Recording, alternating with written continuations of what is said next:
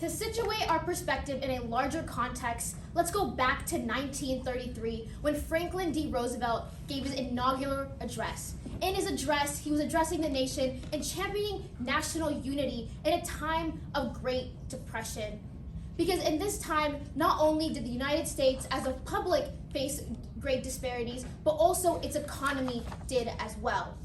And if we look back throughout its administration, throughout its such things as the New Deal, which championed economic stability and economic growth and job creation and ultimately restoring hope in the Americans. When we further go down in his administration, we see that his effects during World War II had a great bounce back during this Great Depression, but only in the short term. Because when we look back at the long-term effects, it doesn't show it to be as beneficial. This is why we are going to be looking at the paradox of military engagement on the United States economy. Good afternoon, my name is Veru Bale. My research question entails, does the United States engagement in military conflict contribute to a short-term economic improvement? My thesis defense for this concludes that engagement during military conflict benefits the United States economy, but only in the short term, because ultimately, in the long term, it results in stagnancy and economic downfall. First, we're going to remove the safety and pull back that trigger and strike down the short-term gains that falsely gives us this promise that war is beneficial. Next, we're going to evaluate the long-term effects of it, and lastly, evaluate the solutions and its limitations that the solutions entail. So first, the short-term gains.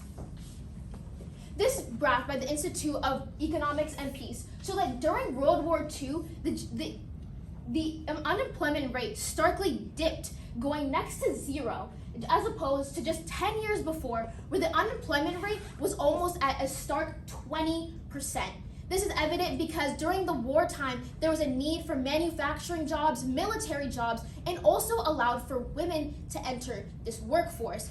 All of this lowered the unemployment rate and allowed for Americans to find that glimmer of hope that was desperately needed during this Great Depression.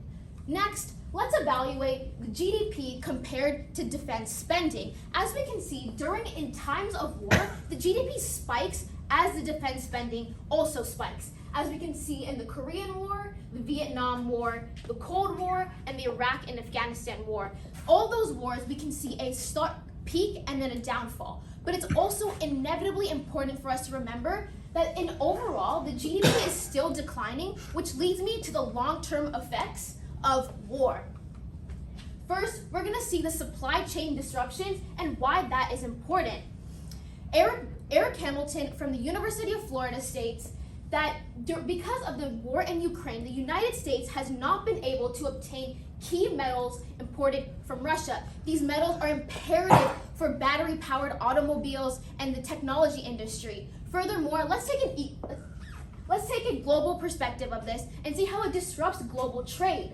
Because Alan M. Taylor from the University of UC Davis states that conflicts may also reduce trade flows by raising the cost of private agents to engage in such international business. Just looking at how this affects the United States, it shows the ripple effect of how it affects all nations around the world.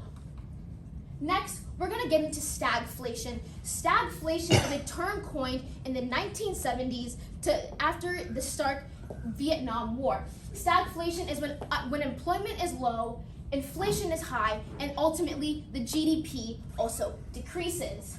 A historical example of this is in fact the Vietnam War, where the Federal Reserve states that the U.S. fiscal situation was being severely strained during the Vietnam War.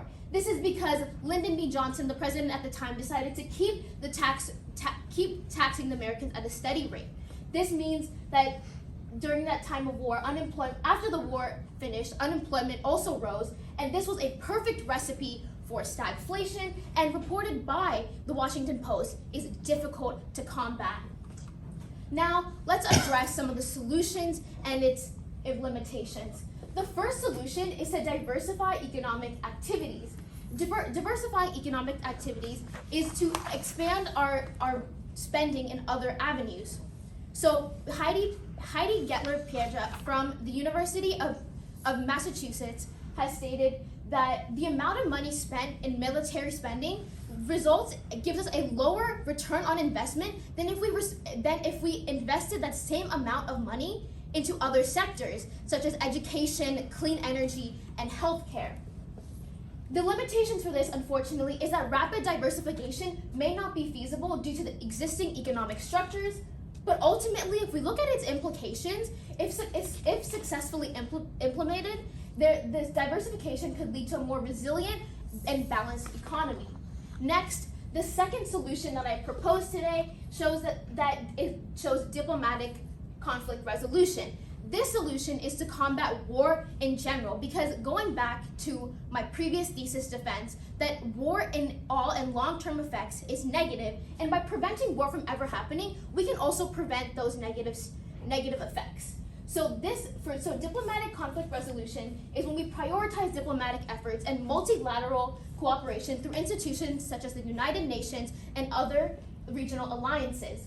Unfortunately, some of the limitations for that is the diplomatic solutions may not always be feasible and or accessible for many nations. But if implemented properly, the prioritization of diplomacy and conflict resolution can reduce the likelihood of costly military expenses and the cost of hundreds of thousands of lives. So in conclusion, when we look back at the effects of war, the short-term gains are just that, because the short-term gains are just short-term promises. Thank you.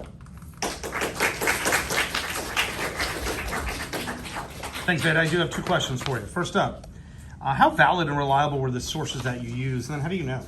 So all the sources that I used were first evaluated from being either from a government site or from a college site. So more than half of my resources came from universities that have high reputable sources, such as University of Florida and the University of Massachusetts. And when I delved deeper into those universities, I found that those universities champion themselves on having high academic papers and molding their students to create the most academically feasible paper.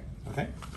And what advice would you have for any researchers who want to consider this topic in the future? Advice that I would have for researchers that would like to conduct this research is to look at another perspective. Here, I only provided a perspective on an economical standpoint, but there's also another point that I could not find much research on, and that was the political standpoint and how politics plays a role in this, and how politics is ultimately what's preventing us from creating better economic policies to prevent such disasters to happen.